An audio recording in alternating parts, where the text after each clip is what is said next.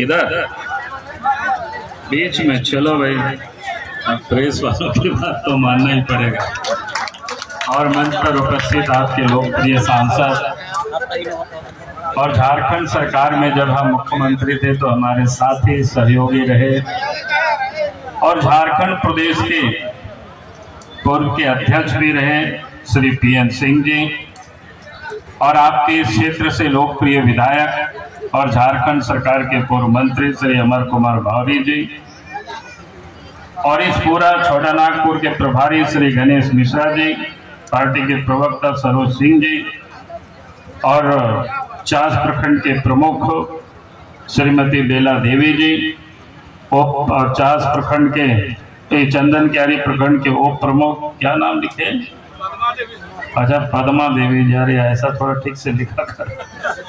अंबिका खावस जी, और मंच पर उपस्थित 500 मंडल के अध्यक्ष क्या है, पंचानन महतो जी, अशोक शर्मा जी, राजीव चौबे जी, प्रदीप कुमार माझी, पंकज शेखर जी, विभीषण चंद महतो जी, विनोद गोराय जी, विभास महतो जी, विभास चंद्र महतो जी, विनोद गोराय जी, और फटीक दास जी, और मंच पर उपस्थित तमाम पार्टी के नेतागण, और इस सभा में उपस्थित बहनों और भाइयों, प्रेस के साथियों, सबसे पहले तो मैं आप सब लोगों को कहूंगा कि एक बार नारा लगाना है जोर से, भारत माता की, भारत माता की, भारतीय जनता पार्टी जिंदाबाद। नहीं, उधर से आवाज नहीं आ रहा है, हाथ भी नहीं उठ रहा है। क्या हेमंत सोरेन के कोई लोग तो आने नहीं घुसे हैं पीछे में? तो लगाओ, भारतीय जनता पार्टी जिंदाबाद। हाँ, नरेंद्र मोदी जिंदाबाद, नरेंद्र मोदी जिंदाबाद। चलिए, बहुत बहुत धन्यवाद। मैंने इसलिए कहा कि वे देश के प्रधानमंत्री नरेंद्र मोदी जी हैं, उनकी हमको जिंदाबाद करनी चाहिए। क्योंकि देश में जब 2014 में नरेंद्र मोदी जी जब देश के प्रधानमंत्री बने तो उन्होंने क्या कहा था कि हमारी सरकार गांव को, गरीबों के लिए, किसान और मजदूरों के लिए समर्पित रहेगी। और उसके बाद अगर आप देखें, उन्होंने वही काम किया जो गरीबों के हित में होता है। तो पहला काम तो उन्होंने क्या किया, हमारी माँ बहनों को इज्जत घर उन्होंने दिया, क्योंकि उनको ये पता था कि इस देश में हमारे करोड़ों माँ बहनों की इज्जत कितनी मुश्किल से वो ढांक पाते हैं। इज्जत घर नहीं होने के कारण सुबह और शाम की वो इंतजार करते हैं कि अंधेरा हो कब, तो ये हालत थी। लेकिन किसी भी सरकार ने उसके बारे में कभी कोई चिंता नहीं की। लेकिन देश के प्रधानमंत्री नरेंद्र मोदी जी ने उसकी चिंता की, उन मां बहनों की उन्होंने चिंता की, और गरीबों के लिए उन्होंने इज्जत घर भी देने का काम किया। ये बड़ी बात है कि नहीं है, बताइए। और उसके बाद देश के प्रधानमंत्री ने दूसरा काम क्या किया, देश में बैंकों का राष्ट्रीयकरण तो आज से नहीं, जब श्रीमती गांधी देश के प्रधानमंत्री थे तो बैंकों का उन्होंने राष्ट्रीयकरण किया था। लेकिन उन बैंकों से जुड़ाव किन लोगों का था? सिर्फ पैसे वाले थे, बड़े लोग ही बैंक तक पहुंच पाते थे, शहर के लोग पहुंच पाते थे, और खास करके नौकरी चाकरी के लोग पहुंच पाते थे। गरीबों के पहुंच बैंक तक होते ही नहीं। लेकिन देश के प्रधानमंत्री जब नरेंद्र मोदी जी बने तो गरीबों का भी बैंकों में बिना पैसा के जीरो बैलेंस पर उन्होंने जनधन खाते खुलवाए। लोग उस समय कहते थे इस खाता का क्या काम होगा, गरीब के पास तो पैसा नहीं। लेकिन देश के प्रधानमंत्री नरेंद्र मोदी जी ने जितनी भी अनुदान और सहयोग गरीबों को दी जाती है, उस खाते में आज पैसा पहुंचता है। अब कोरोना काल में तो सब कुछ बंद हो गया था, गाड़ियां नहीं चलती थी, कारखाना बंद था, हवाई जहाज बंद था, ट्रेनें बंद थी। सबको लगता था कि हम बाल बच्चों की कैसे परवरिश करेंगे। लेकिन देश के प्रधानमंत्री नरेंद्र मोदी जी ने सबसे पहले गरीबों के जनधन खाते में सीधा दिल्ली से उन्होंने पैसा भेजा। अब याद करिए, पूर्व के प्रधानमंत्री कहते थे कि दिल्ली से हम पैसे भेजते हैं, ₹1 भेजते हैं तो घीसते घीसते वो 15 पैसा पहुंचता है। लेकिन नरेंद्र मोदी जी ने ऐसी व्यवस्था कर दी कि ₹1 दिल्ली से भेजते हैं तो पूरे 1 वो खाता में पहुंच जाता है, कहीं वो घीसता नहीं है। ये अगर किसी ने किया तो देश के प्रधानमंत्री नरेंद्र मोदी जी ने किया।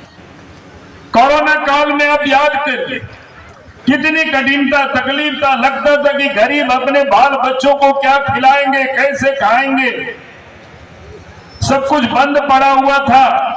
लेकिन देश के प्रधानमंत्री नरेंद्र मोदी जी ने उन गरीबों को भी फ्री में आज तक वो 5 किलो अनाज प्रत्येक महीना प्रत्येक व्यक्ति को भेज रहे हैं कि नहीं भरे बताइए। बीजेपी की जब सरकार थी तो नियमित रूप से मिलता था। अभी आपको बता रहे थे विधायक जी, हम सुन रहे थे, अब तो घोटाला हो रहा है। अब तो सब जगह घूमते। हम जिस दिन गुमला जिला में थे लोगों ने बताया कि दिसंबर के 2022 के दिसंबर में पूरा 1 महीना का अनाज को हेमंत सोरेन ने क्या किया, बाजारों में बेच दिया और पैसा को अपना तिजोरी में भर दिया।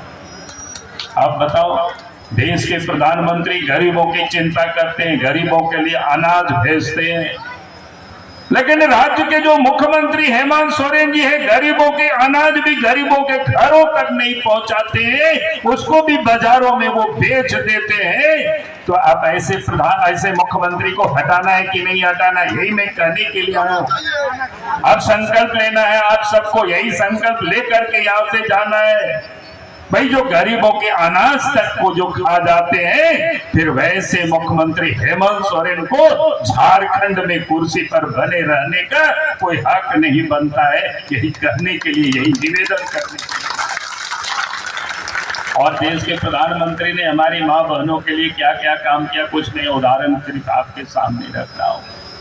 अब याद करिए 15 तारीख पहले तो कितना आवास दिया गरीबों को, झोपड़ी में जो लोग रहते थे पक्के मकान देने का काम किया, गैस की कनेक्शन देने का काम किया, गैस की चूल्हा देने का काम किया, और साथ साथ किसानों के खाते में भी पैसे भेजते हैं। अब जब रक्षाबंधन का दिन था इस साल, तो हमारी माँ बहनों को गैस की कनेक्शन में घरेलू जो गैस है, रसोई गैस की कीमत में ₹200 की सब्सिडी उन्होंने दिया। और जो उजाला योजना के तहत जिन लोगों ने माँ बहनों ने गैस कनेक्शन लिया है उनको पहले से ₹200 मिलता था, और उस दिन ₹200 की उन्होंने घोषणा की, यानी उनको ₹400 की लाभ अगर किसी ने दिया तो इस देश के प्रधानमंत्री नरेंद्र मोदी जी ने। और इसलिए मैं आज आप सबसे यही कहने के लिए आया, हमारी माँ बहनों की चिंता करते, गरीबों की चिंता करते।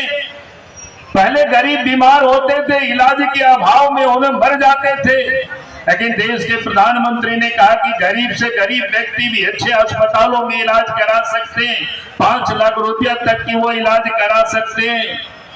और उन्होंने उसके लिए आयुष्मान योजना के तहत कार्ड भी लोगों को उपलब्ध कराने का उन्होंने कदम उठाए।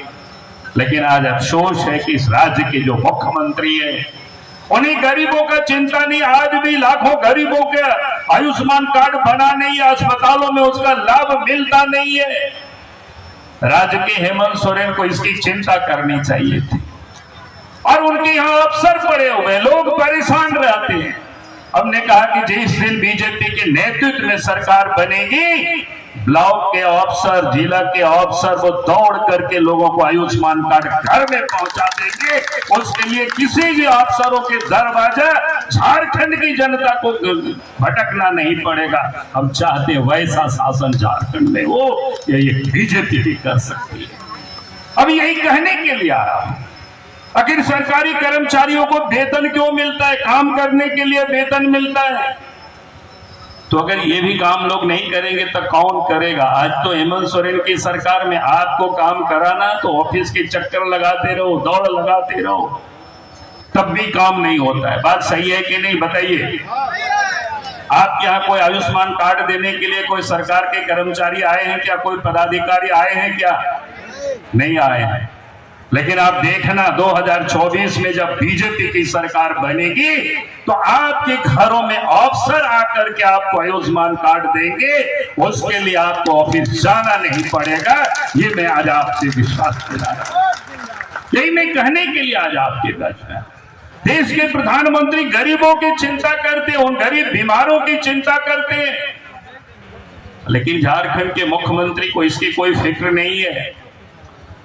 और देश के प्रधानमंत्री जी ने क्या किया, हमारे कुशल कारीगर जो होते हैं, परंपरागत कारीगर होते हैं, चाहे वो मिट्टी का काम करने वाले हो, चाहे वो चमड़े का काम करने वाले हो, चाहे सोना का काम करने वाले, लोहार का काम, लोहा का काम करने वाले, या कपड़ा बुनने वाले दर्जी हो, या हजामत बनाने वाले हमारी नाई हो, यानी ये जो परंपरागत, उनको नई तकनीक और नई टेक्नोलॉजी से भी जोड़ने के लिए देश के प्रधानमंत्री जी ने 17 तारीख को भगवान विश्वकर्मा जी की जयंती के दिन में भगवान विश्वकर्मा योजना को भी उन्होंने लॉन्च किया और उसके लिए 13,000 करोड़ रुपया का भी प्रावधान किया। और इतना ही नहीं, उन्होंने कहा कि परंपरागत जो हमारे कारीगर है उनको ट्रेनिंग दी जाएगी। ट्रेनिंग के समय में 500 रुपया प्रत्येक दिन भत्ता भी दी जाएगी, और ट्रेनिंग जब समाप्त हो जाएगी तो 15,000 रुपया का उनको किट्स भी दिया जाएगा, और बैंकों से सस्ते दर पर, सस्ते ब्याज दर पर उनको पहले 1 लाख रुपया, फिर 2 लाख रुपया, फिर 3 लाख रुपया की लोन भी उनको उपलब्ध कराई जाएगी। अब बताओ, देश के प्रधानमंत्री उन कारीगरों की चिंता करते हैं जो किसी ने कोई चिंता नहीं की। और उससे बड़ा काम क्या किया देश के प्रधानमंत्री ने, हमारी माँ बहनों का पता है ना आप सब लोगों को? है पता है कि नहीं पता है? तो इन्होंने देश में, अभी सांसद महोदय यहाँ बैठे हुए, 18 तारीख से 22 तारीख तक क्या बोलते हैं, लोकसभा राज्यसभा को, यानी संसद को बुलाया, आप क्या बोलते हैं, स्पेशल सत्र बुलाया, और हमारी मां बहनों के लिए विधानसभा में और लोकसभा में 33% सीट को कानून बना करके उन्होंने रिजर्वेशन दिया है। ये बड़ी बात है कि नहीं मां बहनों के लिए? अभी तो हम देख रहे थे कि मंच में 33% से कम है हमारी महिलाएं, लेकिन आप थोड़े दिन के बाद 33% महिलाएं आपको मंच में भी दिखाई पड़ेंगे। तो ये अगर किसी ने व्यवस्था की है तो देश के प्रधानमंत्री नरेंद्र मोदी जी ने की है। और इसलिए मैं माँ बहनों से भी कहूंगा, पुरुषों से भी कहूंगा कि हमारे माँ बहनें ही तो उस जगह पर बैठेंगे विधानसभा और लोकसभा में, तो प्रधानमंत्री नरेंद्र मोदी जी के नाम से एक बार तालियां बजा दीजिए जोर से आप सब लोग। हम यही करने के लिए मैं आज आपके देश में आया। अब विधानसभा में भी खाली मुखिया और पंचायत समिति ही नहीं, बल्कि विधानसभा में भी 33% और लोकसभा में भी 33% महिलाएं हमारे मां बहनें विधायक होंगे, सांसद होंगे। ये कानून किसी ने बनाया तो नरेंद्र मोदी जी ने बनाया। और इसलिए मैं आप सब लोगों से कह रहा हूं कि मां बहनों की वो चिंता करते देश के प्रधानमंत्री नरेंद्र मोदी जी, उसके लिए काम कर। और इसलिए आज आप देखते हैं विकास की भी अभी जो चर्चाएं हो रही थी, भैया विकास की कब हुआ है? जब बीजेपी की सरकार बनी। पहले याद करिए, गांव तक आने जाने की सड़कें नहीं हुआ करते थे, नदी नाला में पुल पुलिया नहीं होते थे, गांव घरों में बिजली नहीं होती थी, स्कूल में भवन नहीं होते थे, शिक्षक नहीं होते थे। अभी भी रिटायर कर गए तो खाली पड़ा हुआ है। लेकिन जब देश में और प्रदेशों में बीजेपी के नेतृत्व में सरकार बनी तो प्रधानमंत्री ग्राम सड़क योजना के माध्यम से गांवों तक सड़कें भी पहुंचने लगी। मुख्यमंत्री ग्राम सेतु के योजना से नदी नाला में पुल पुलिया भी बनने लगा। मैं तो लोगों से कहता हूं, पहले हाट बाजार हम लोग जाते थे ना, पैदल चलना पड़ता था, मेला जाते थे पैदल चलना पड़ता था, दूर तक सड़कें नहीं थी। और शादी ब्याह में बारात भी हम लोग जाते थे तो कैसे जाते थे? बहू को लाने के लिए पैदल जाना पड़ता था या बैलगाड़ी से, कभी कभी फंस जाता था। नहीं, सब बुजुर्ग लोग को पता है, नया जवानों को नहीं याद होगा, नहीं समझ में आएगा उनको। 15-16 साल 20 साल का लड़का हो तो समझता है कैसे ही रोड रहा होगा। हम लोग जानते हैं, बैलगाड़ी फंस जाता था, काड़ा की गाड़ी फंस जाता था तो पीछे से ठेलना पड़ता था, तब नदी नाला से पार होता था। लेकिन देश में बीजेपी की सरकार बनी, पहले अटल बिहारी वाजपेयी जी देश के प्रधानमंत्री बने और फिर नरेंद्र मोदी जी देश के प्रधानमंत्री बने, तो गांवों की उन्होंने चिंता की और गांवों तक सड़कें भी पहुंचा दी, गांवों तक बिजली भी पहुंचा दी। पहले क्या होता था, हम पहली बार 1998 में दिल्ली गए तो हमने देखा कि तो चांदनी चौक में चमक रहा है। हमने क्या है, क्या चांदनी चौक में, थोड़ा आइसक्रीम खाने गए थे तो हमने देखा कि वहां कुछ नहीं, बिल्डिंग है, घर है और सड़कें हैं चिकनी चुपड़ी और बिजली चमक रहा है।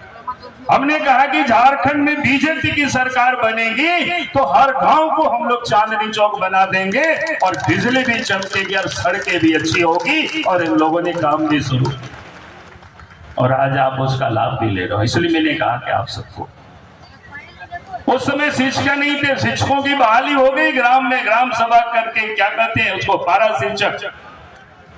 आज तो स्कूलों में मास्टर नहीं, अस्पतालों में डॉक्टर नहीं है, नर्स नहीं है, दवा नहीं है। हेमंत सोरेन को कहां चिंता है उसकी। अभी आपको बता रहे थे विधायक जी कि इनका तो जब से मुख्यमंत्री बना है प्रत्येक साल कहता है यह नियुक्ति वर्ष हमारी है।